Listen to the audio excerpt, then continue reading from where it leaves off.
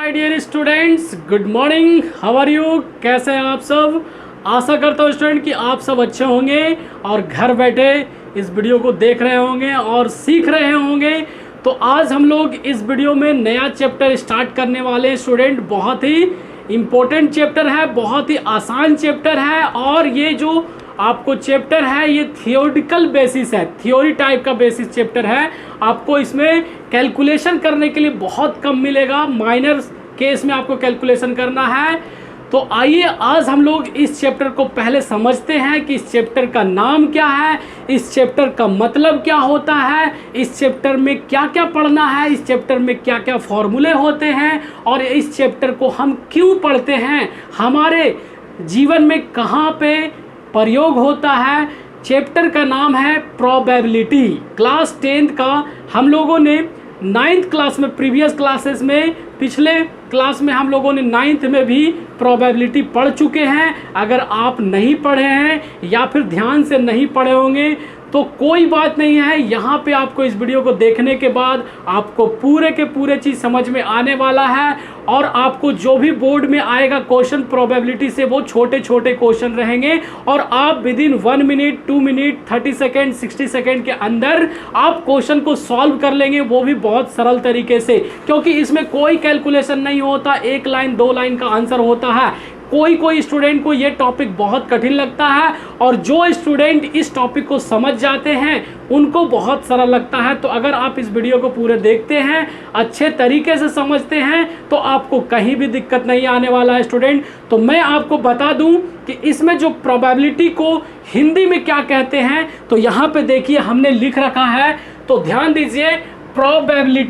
Probability को हिंदी में अगर हम बात करें तो इसे बोलते हैं प्रायिकता। क्या बोलते हैं? प्रायिकता। प्रायिकता कहने से आपको नहीं समझ में आ रहा है, मुझे पता चल रहा है कि प्रायिकता कहने से आपको कुछ भी पल्ले नहीं पड़ रहा है। तो देखिए हमने आपको समझाने के लिए और भी हिंदी में मीनिंग लिख रखा है संभावना। संभावना तो समझते हैं ना, पॉसिबिलिटी समझते हैं, तो इसलिए हमने लिखा है। उसके बाद संभावना के बाद अगर और भी नहीं समझ में आता तो थर्ड हिंदी देखिए अनुमान। जब कभी हम लोग अनुमान लगाते हैं तो प्रोबेबिलिटी के हिंदी में हम अनुमान के भी नाम से जान सकते हैं और भी बोले तो संभवता। ये चैप्टर नंबर 15 का नाम है प्रोबेबिलिटी और हिंदी में बात करें तो यहाँ पे ये सारे हैं। और अगर इस हिंदी को आप ध्यान से देखते हैं और मन में रियलाइज करते हैं तो आपको तो कुछ भी बताने की जरूरत नहीं है, आपको लगभग चीज़ें समझ में आ गई होगी कि इस चैप्टर में क्या पढ़ना है। क्योंकि सबसे बड़ा होता है मीनिंग को समझना। अगर आप एक मीनिंग को समझते हैं तो उससे आप 10 लाइन बना करके लिख सकते हैं और बोल सकते हैं, ठीक है। तो देखिए यहाँ पे हमने सबसे पहले डेफिनेशन लिखा है, परिभाषा लिखा है कि व्हाट इज प्रोबेबिलिटी।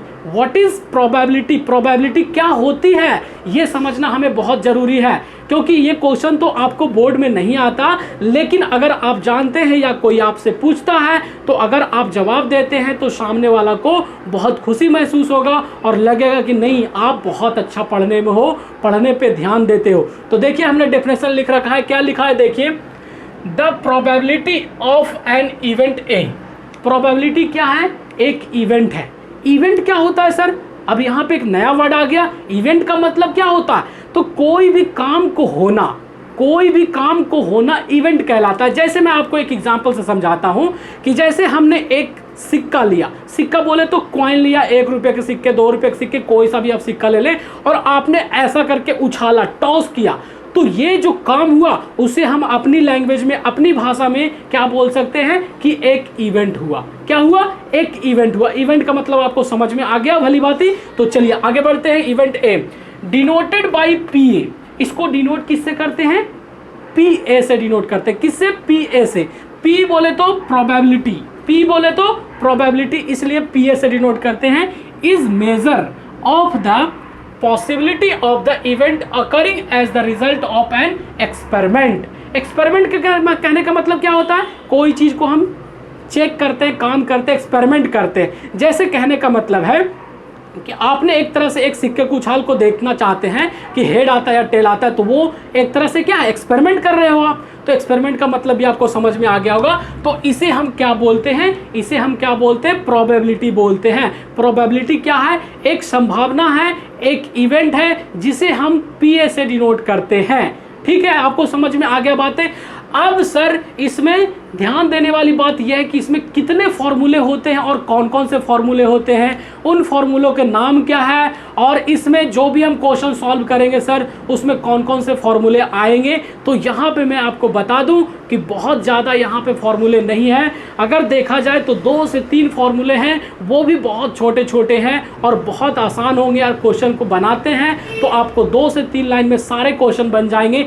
एक बात मैं आपको और बताता हूँ जो सुन करके शायद आप शॉक्ड हो जाए, आश्चर्य हो जाए। कहने का मतलब मेरा यह है कि इसमें प्रोबेबिलिटी में जो भी क्वेश्चन आप बनाएंगे, जो भी न्यूमेरिकल क्वेश्चन बनाएंगे या जिस नंबर की भी बात होगी, उसमें जो भी आपका आंसर आएगा क्वेश्चन का, वो या तो 0 या तो 1 या 0 से 1 के बीच में ही कोई नंबर आएगा। ये आप अगर क्वेश्चन को सॉल्व करेंगे, एक्सरसाइज को हम लोग जब पढ़ेंगे तो वहां पे आप देखना कि किसी भी क्वेश्चन का जो आंसर निकल के आ रहा है वो 0 या तो 1 या 0 और 1 के बीच में जितने नंबर आते हैं, 0.1, 0.2, 0.3 लाइक दिस, तो इस तरह के आपको आंसर आएंगे। मतलब कहने का प्रोबेबिलिटी में जो भी स्टडी हम लोग करेंगे सो 0 और 1 के बीच या 0 से 1 के बराबर के बीच में हम स्टडी करेंगे। अगर आप कोई क्वेश्चन प्रोबेबिलिटी के बनाते हैं और आप सोचते हैं कि उसका आंसर 2 आएगा, 3 आएगा, तो ऐसा पॉसिबिलिटी नहीं है। आपको अभी थोड़ी देर के लिए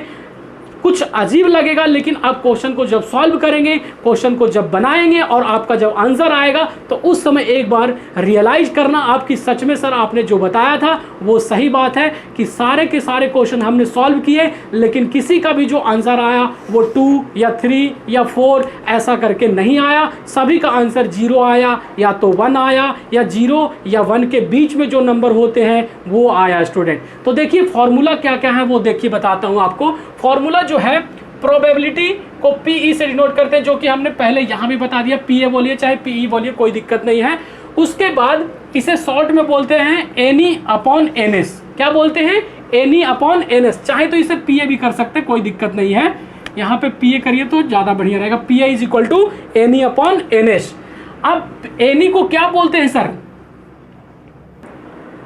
अब देखिए एक फॉर्मूला है PE प्लस PE बार। यहाँ पे क्या है? P बार बोले तो PE not, not probability of not का साइन है ये, PE bar is equal to 1 होता है। ठीक है स्टूडेंट, तो यहाँ पे देखिए कभी आपको PE plus PE bar is equal to 1 में ये दोनों में से कोई एक नहीं दिया रहेगा और आपको एक निकालना रहेगा, तो आप इसको रिप्लेस करके, मतलब कि आप इसको अगर PE को यहीं पे रहने दें और PE डैश को अगर इधर लाएंगे तो 1 के साथ माइनस का हो जाएगा। तो कहीं पे आपको प्रोबेबिलिटी निकालना तो ये फॉर्मूला लगाएंगे। अगर और भी कहीं पे आपको PE नॉट निकालना हो, क्या निकालना हो? PE नॉट, तो क्या हो जाएगा? 1 का 1 और इसको ट्रांसपोज कर देंगे इस तरफ तो क्या बन जाएगा? PE बन जाएगा। मतलब कि ये भी एक फॉर्मूला बन रहा है। ठीक है स्टूडेंट, समझ में आ रहा है आपको? और जहाँ पे हमने बताया कि जो भी प्रोबेबिलिटी की जो भी वैल्यू आएगा, जो भी प्रोबेबिलिटी की वैल्यू आएगा वो 0 और 1 के बराबर, मतलब कहने का है यहाँ पे जो 0 लेस देन इक्वल टू है। कहने का मतलब क्या हुआ कि ये जो प्रोबेबिलिटी की जो वैल्यू आएगा वो या तो 0 से छोटा होगा या फिर इसका मतलब क्या हुआ? इक्वल। इक्वल का मतलब 0 के बराबर होगा। उसके बाद इधर देखिए जो प्रोबेबिलिटी की जो वैल्यू आएगा वो 1 से या तो छोटा होगा, 1 से या तो छोटा होगा या तो बराबर होगा। कहने का मतलब है कि 0 से लेकर के 1 तक के सभी वैल्यू इसके अंदर आएंगे। 0 से ना तो निगेटिव की ओर जाना है, ना तो 1 से 2 या 3 की ओर जाना है। आई होप आपको समझ में आ गया होगा। अब देखिए मैं आपको बता दूं कि इसमें जो क्वेश्चन हम लोग सॉल्व करेंगे एक्सरसाइज में 15.1 में या फिर 15.2 जो कुछ भी सॉल्व करेंगे एक्सरसाइज, वहां पे 3-4 चीजें पे क्वेश्चन बेस्ड रहेंगे। जैसे मैं बोलूं पहला प्लेइंग कार्ड। क्या? Playing card. देखिए हमने लिख रखा है प्लेइंग कार्ड। प्लेइंग कार्ड को अगर हम लोग हिंदी में बात करें या फिर अपनी भाषा में बात करें तो पत्ती बोलते हैं। पत्ती लोग खेलते भी हैं उसे, कुछ लोग अपने भाषा में ताश की पत्ती भी बोलते हैं, जिसे गेम होता है एक तरह के, उसे बहुत सारे लोग खेलते भी हैं। शायद हो सकता है कि आप भी खेले होंगे, आप उसके बारे में जानते होंगे। तो टोटल जो प्लेइंग कार्ड की जो संख्या होती है, नंबर होती है, वो 52 होती है, 52 होती है, पूरे के पूरे एक पूरा मतलब रहता है, पैकेट में मिलता है। तो देखिए उसमें से जो 4 सबसे मेन होता है उसका हमने यहाँ पे पिक्चर बना दिया है। तो देखिए आपको समझाने के लिए हमने बनाया है, ताकि आपको कुछ इंटरेस्ट बढ़े और समझ में आए कि प्लेइंग कार्ड का मतलब क्या। तो देखिए यहाँ पे इस तरह के अगर आपको कहीं पे दिखता है, इसे अगर देखें ध्यान से तो कोई पत्ती की तरह दिख रहा है, पान के पत्ती की तरह, तो इसे बोलते हैं स्पेड्स। क्या बोलते हैं? स्पेड्स बोलते हैं। अब इसे देखिए जो पेड़ की तरह दिख रहा है, ट्री की तरह, ये क्या है? क्लब्स है, क्लब, ठीक है। उसके बाद ये आपको दिल की तरह ही दिख रहा है, दिल को अंग्रेजी में क्या बोलते हैं? हार्ट्स बोलते हैं। उसके बाद ये आपको कैसा दिख रहा है? डायमंड, डायमंड की तरह। तो ये जो सबसे जो 52 पत्ती में से जो सबसे मेन होते हैं वो ये 4 होते हैं, और 52 को 4 पार्ट में बांटा भी जाता है, 13 13 13 करके, ठीक है। उसमें से मैं एक बात और बता दूं, प्लेइंग कार्ड में आपको जो 12 पत्ती जो होते हैं, 12 कार्ड्स होते हैं, जो फेस कार्ड होते हैं, फेस कार्ड होते हैं, ठीक है। तो जब हम लोग क्वेश्चन बनाएंगे, सॉल्व करेंगे, तो वहाँ पे ये सब सारी चीज़ की चर्चा होगी। फेस कार्ड क्या होती है, स्पेड्स क्या होती है, क्लब्स क्या होती है, हार्ट्स क्या होती है, डायमंड्स क्या होती है। तो ये सब अगर आप समझते हैं और पिक्चर दिमाग में आपकी आती है, तो आप क्वेश्चन जब सॉल्व करेंगे तो आपको बहुत इजी लगेगा। इसलिए हमने यहाँ पे कुछ पिक्चरें बना रखी है। तो हमने प्लेइंग कार्ड के बारे में बता दिया। उसके बाद आपको लूडो के बारे में क्वेश्चन इस पे बेस्ड रहेगा। लूडो तो सब लोग खेले होंगे, आप लोग घर में भी खेलते हैं। तो लूडो को देखिए, जो डाइस होता है वो हमने बना रखा है। देखिए लूडो का डाइस आपने देखा होगा, यहाँ पे 6 पार्ट दिखेगा। एक में 1 रहता है प्रिंट, 2 रहता है, 3 रहता है, 4 रहता है, 5 रहता है और 6 रहता है। तो आपको लूडो के ऊपर भी बेस्ड क्वेश्चन रहेगा, ठीक है। तो लूडो के ऊपर बेस्ड क्वेश्चन रहेगा। जैसे कहने का मतलब है कि एक लूडो है जिसको क्या किया गया? थ्रो किया गया, तो 1 आएगा या फिर 2 आएगा या 3 आएगा या 4 आएगा, तो उसकी प्रोबेबिलिटी आपको बताना। इस तरह के कुछ क्वेश्चन रहेंगे। उसके बाद अगर और देखा जाए तो बॉल, बॉल मतलब गेंद। क्वेश्चन इस तरह से भी रख सकता है कि एक बैग है, एक थैला है, जिसमें 4 तरह के बॉल रखा गया है, लाल, पीला, ब्लू, नीला, ऐसे करके। उसमें से एक बॉल को रैंडमली निकाल दिया जाता है, तो बताइए कि प्रोबेबिलिटी क्या होगी। इस तरह के क्वेश्चन बॉल के ऊपर बेस्ड रहेगा। एक और जो क्वेश्चन बनता है वो कॉइन के ऊपर रहता है। कॉइन मतलब सिक्का के ऊपर रहता है कि एक सिक्के को एक बार उछाला गया तो हेड आने की प्रोबेबिलिटी बताइए, टेल आने की प्रोबेबिलिटी बताइए। तो इस तरह के क्वेश्चन, जो भी क्वेश्चन बनेगा इस चैप्टर में, चैप्टर नंबर 40 के प्रोबेबिलिटी चैप्टर में, वो इन सब फिगर से ही मिलके बनेगा। या तो प्लेइंग कार्ड से मिलके बनेगा, या तो लूडो से बनेगा, या तो बॉल से बनेगा, या तो कॉइन से बनेगा। जब हम लोग क्वेश्चन सॉल्व करेंगे तो आपको पूरा के पूरा चीज़ें समझ में आएगा, और आपको इस वीडियो में पता चल चुका होगा कि प्रोबेबिलिटी क्या होती है, प्रोबेबिलिटी का मतलब क्या होता है, प्रोबेबिलिटी में फॉर्मूले क्या क्या यूज करते हैं, और एक्सरसाइज में किस तरह के क्वेश्चन आएंगे। यदि ये वीडियो आपको पसंद आता है तो जल्दी से लाइक करिए और दोस्तों के साथ शेयर करिए। अगर कुछ कमेंट करना चाहते हो तो कमेंट करिए। तो चलिए फिर मिलते हैं नए वीडियो के साथ।